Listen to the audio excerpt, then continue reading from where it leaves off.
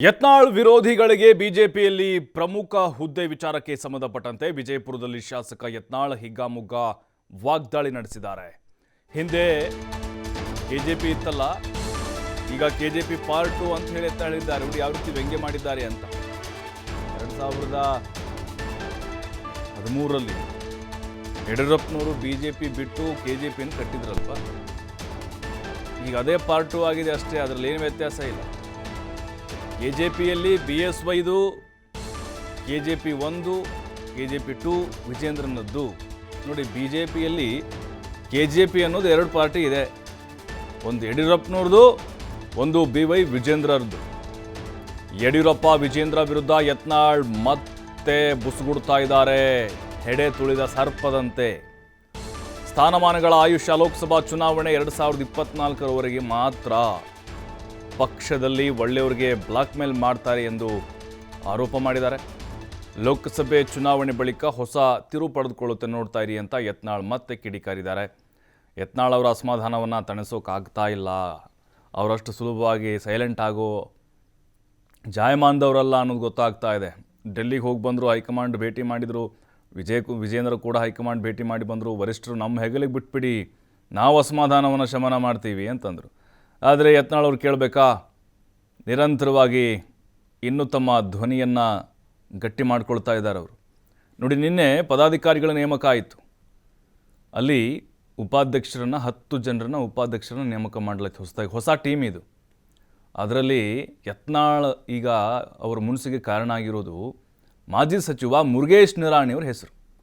ಮುರುಗೇಶ್ ನಿರಾಣಿ ಹೆಸರು ಮೊದಲೇ ಇತ್ತು ಉಪಾಧ್ಯಕ್ಷ ಹುದ್ದೆಯಲ್ಲಿ. ಆಮೇಲೆ ಕೆಲವೊಂದಿಷ್ಟು ಹೆಸರುಗಳು ಕೂಡ ಇದ್ದಾವೆ. ಯಡಿಯೂರಪ್ಪನವರಿಗೆ ಮತ್ತು ವಿಜೇಂದ್ರ ಅವರಿಗೆ ಯಾರು ಹತ್ತಿರ ಇದ್ದಾರೋ, ಯಾರು ಒಡನಾಟವನ್ನು ಹೊಂದಿದ್ದಾರೋ ಅಂಥವ್ರಿಗೆ ಇಲ್ಲಿ ಸ್ಥಾನವನ್ನು ಕೊಡಲಾಗಿದೆ. ಈ ಕೀ ಇದೆಯಲ್ಲ 2024ರವರೆಗೆ ಮಾತ್ರ. ಅಂದರೆ ಲೋಕಸಭೆ ಚುನಾವಣೆವರೆಗೂ ಒಂದು ಟಾರ್ಗೆಟ್ ಇದ್ದಂಗೆ ವಿಜೇಂದ್ರಗೆ. ಅಲ್ಲೇನಾದರೂ ಕಡಿಮೆ ಸ್ಥಾನಗಳು ಬಂದರೆ ರಾಜ್ಯಾಧ್ಯಕ್ಷ ಸ್ಥಾನವೂ ಕೂಡ ಅವರಿಗೆ ಉಳಿಯೋದಿಲ್ಲ ಅನ್ನುವಂಥ ಅರ್ಥದಲ್ಲಿ ಯತ್ನಾಳ್ ಈಗ ಕಿಡಿಕಾರಿದ್ದಾರೆ.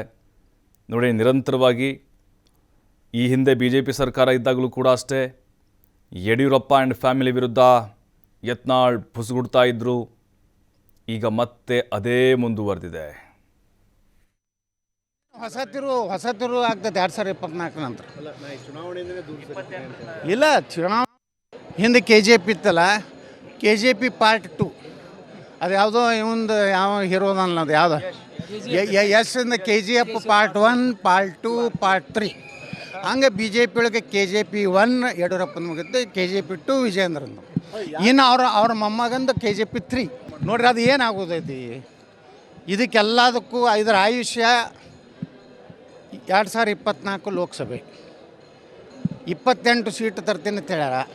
28ರ 1 ಕಡಿಮೆ ಇತ್ತಂದ್ರು ಇದು ಏನಿದೆ ಅಲ್ಲ, ಇದು ಒಂದೇನು ಈ ಸಿಗರೇಟ್ ಪ್ಯಾಕೆಟ್ದೇನೋ ಒಂದು ಮನಿ ಮಾಡಿರ್ತಾರಲ್ಲ, ಸಣ್ಣ ಹುಡುಗರಿದ್ದಾಗ ನಾವು ಮಾಡ್ತಿದ್ದೆವಲ್ಲ, ಹಂಗೆ ದಬ ದಬ ದಬ ದಬ ಬೀಳ್ತದೆ. ಎಲ್ಲ ನಿರಾಶೆ ಆಯ್ತಿಲ್ಲ. ಈಗೆಲ್ಲ ಏನಾಗೈತೆ ರಾಜಕೀಯ ಒಳಗೆ ಲಪುಟ್ರದ್ದು ಭಾಳ, ಅವರೆಲ್ಲ ಹಲ್ಕ ಕೆಲಸ ಮಾಡ್ತಾರೆ. ರಾಜಕೀಯ ಮೌಲ್ಯಾಧಾರಿತ ರಾಜಕಾರಣಿ ಇಲ್ಲ ಇವತ್ತು. ಎಲ್ಲ ಕಳ್ಳರು ಲಫಂಗ್ರಿ ಹಚ್ಚಿ ಸೇರ್ತಾ ಇದ್ದಾರೆ. ಒಳ್ಳೆಯವ್ರಿಗೆ ಏನಾದ್ರು ಬ್ಲ್ಯಾಕ್ ಮೇಲ್ ಮಾಡುವಂಥದ್ದು ಮಾಡ್ತಾರೆ. ಇಂಥದ್ರಿಂದ ರಾಜಕೀಯ ಒಳಗೆ ಇವತ್ತೇನು ನಾವೆಲ್ಲ ಒಂದು ದೇಶ, ನಮ್ಮ ಜಿಲ್ಲೆ ಇವತ್ತು ನೋಡ್ರಿ, ಇವತ್ತೊಬ್ಬರು ನಮ್ಮ ಕೇಂದ್ರದ ಒಬ್ಬ ಹಿರಿಯ ಅಧಿಕಾರಿಗಳು ಬಂದಾರೆ, ಅಶೋಕ್ ದಳವಾಯಿ ಅವರು. ಭಾಳ ಹಿರಿಯ ಅಧಿಕಾರಿಗಳು, ನಮ್ಮ IAS ಅಧಿಕಾರಿಗಳು. ಅವ್ರು ಇನ್ನಾಗಿ ಹೇಳ್ತಾಯಿದ್ರು, ಏನು ಸರ್ ಬಿಜಾಪುರ ಎಷ್ಟು ಬದಲಾವಣೆ ಆಗಿದೆ, ಎಷ್ಟು ರೋಡ್ಗಳು ಚೆನ್ನಾಗಿ. ಭಾಳ ನನಗಂತೂ ಭಾಳ ಆಶ್ಚರ್ಯ ಆಗೈತೆ ಅಂತೇಳಿ. ಈ ರೀತಿ ಒಂದು ಒಳ್ಳೆಯ ಕೆಲಸ ನಾವು ಮಾಡಿದ್ದರಿಂದ ಅದ್ರಾಗ ಆತ್ಮತೃಪ್ತಿ ಇದೆ. ಮುಂದಿನ ದಿವಸಗಳಲ್ಲಿ ಈ 2024 ಲೋಕಸಭಾ ಚುನಾವಣೆ ನಂತರ ಮೇಜರ್ ಆಪ್ರೇಷನ್ ಮಾಡದೇ ಇದ್ದರೆ ಮುಂದಿನ ನಿರ್ಣಯ ನಾವು ಮಾಡ್ತೀವಿ. ರಾಜೀನಾಮೆ ನಾಯಕ ಕೊಡ್ಲಿಕ್ಕೆ ಹೋಗಲ್ರಿ. ಮುಂದಿನ ಹೊಸ ತಿರು ಆಗ್ತದೆ 2024 ನಂತರ. ಇಲ್ಲ, ಚುನಾವಣೆಯಿಂದ ದೂರ ಸರದೇನು ರಾಜಕೀಯ ಮಾಡಬಾರ್ದು, ಸಮಾಜಕ್ಕೆ ಕೆಲಸ ಮಾಡಬಾರ್ದತ್ತೇನಿಲ್ಲ. ಎಲ್ಲ ಸಾಮಾಜಿಕ ಕೆಲಸ ಮಾಡೋರು ಎಲ್ಲ ಜಯಪ್ರಕಾಶ್ ನಾರಾಯಣರು, ಗಾಂಧಿ ಇವರೆಲ್ಲ MP ML ಆಗಿದ್ರನ್ರಿ. ಅವ್ರು ಕ್ರಾಂತಿ ಮಾಡಿ ಎಲ್ಲ ದೇಶನಾಗ.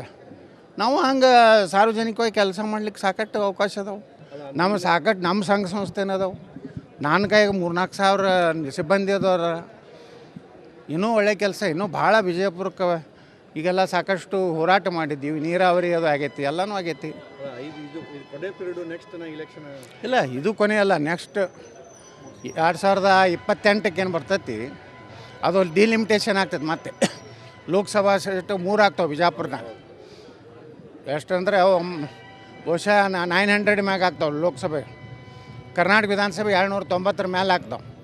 ನೋಡೋಣ ಅವಾಗ ಏನೇನು ಆಗ್ತೈತಿ. ಅಲ್ಲ ಅಂದ್ರೆ ರಾಜ್ಯದ ಮತ್ತೆ ಕೇಂದ್ರಕ್ಕೆ ಅದಕ್ಕೆ ಹೋಗಿಲ್ಲ ಸರ್, ಕೆಲಸ ಇಲ್ಲ ನನಗೆ.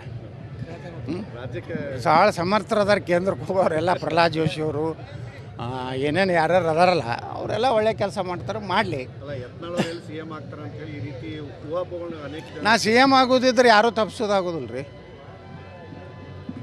ನಾನು CM ಆಗೋದಿದ್ದು ಯಾರೂ ತಪ್ಪಿಸೋದಾಗೋದಿಲ್ಲ. ಆಗಂದ್ರೂ ನನಗೇನು ಹತಾಶೆ ಇಲ್ಲ.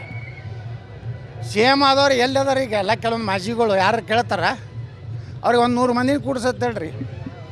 CMಗಳು ಅದಾರಲ್ಲ ಇಲ್ಲಿ ಕರ್ನಾಟಕದಾಗ, ರೊಕ್ಕ ಕೊಟ್ಟು ಪಗಾರ ತಂದು ತಮ್ಮ ಜಿಲ್ಲಾದಾಗ ಕೂಡಿಸೋ ಪರಿಸ್ಥಿತಿ ಬಂದೈತೆ ಮಾಜಿ CMಗಳದು. ಸುಮ್ಮನೆ ಆಗಿನವ್ರಿಗೆ ಏನೋ ಅಂಜಿಸ್ಯಾರ, ನನಗೆ ನೀವು ನನ್ನ ಮಗ ಉದ್ಧಾರ ಮಾಡಲಿಲ್ಲ ಅಂದ್ರೆ ನಾನು ಲೋಕಸಭಾದಾಗ ಕೆಲಸ ಮಾಡೋದಿಲ್ಲ ಏನೋ ಭಯ ವ್ಯಕ್ತಪಡಿಸ್ಯಾರ. ಅವರು ಹಾಳಾಗಿ ಹೋಗಲಿ ಅದು ಕೊಟ್ಬಿಟ್ಟಾರ. ಪಂಡ್ರಪುರ ಏನು ನಮ್ಮ ಯಾರು ಅವರು ಒಂದು ಮಾತು ಹೇಳಿದರು, ಕಳ್ಳರ ಕೈಗೆ ಚಾವಿ ಕೊಟ್ಬಿಟ್ಟಾರ, ಮಗನೇ ಸರಿಯಾಗಿ ನೋಡ್ಕೊಂಡು ಹೋಗತ್ತಾರೆ. ಆ ಕಳ್ಳರ ಕೈಗೆ ಕೊಟ್ಟರೆ ಏನಾಗ್ತೈತಿ, ಅವ್ನು ತುಡುಗ ಹೆಂಗೆ ಮಾಡ್ತಾನೆ, ಅವನ ಕೈಗೆ ಚಾವಿ ಕೊಟ್ಟಾರ. ಆ ಚಾವಿ 2024 ತನಕ ಅಟ್ಟೆ. 28 ಬರಲಿಲ್ಲ ಅಂದ್ರೆ ಚಾವಿ ಕಸ್ಕೋತಾರೆ.